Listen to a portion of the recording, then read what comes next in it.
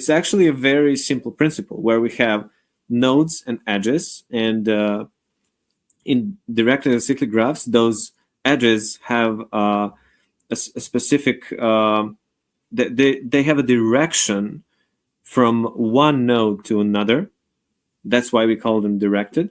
And this is very important because one of the main premises that almost everyone who was theorizing about causality in general, not just the causal inference, is that there is a cause and effect, right? So we have a cause and effect, and we practically, when we say that, we define this direction. We say, okay, there's a cause, and then we have a direction towards an effect.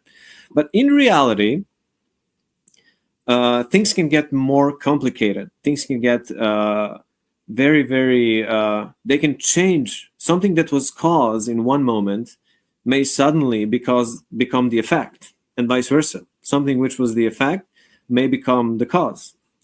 And this increases a lot of complexity, and it's very difficult to interpret this situation. You know, when we have something that's causing another thing, let's say it's one variable, one phenomena that's causing another phenomena, but then this phenomena that was caused, that's actually the effect, in another moment in time may change, and it actually may become the cause, reversing the direction towards the first variable.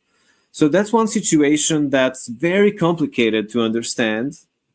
How can something, be? It would practically be bidirectional. Then, the direction would lose a sense, and when we lose direction of those arrows, of those edges, it becomes very difficult to interpret any causal model.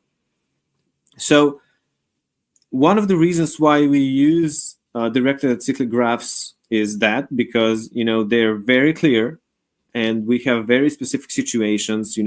We know exactly how a confounder looks. It has two directional edges flowing from that confounder towards two other variables or more.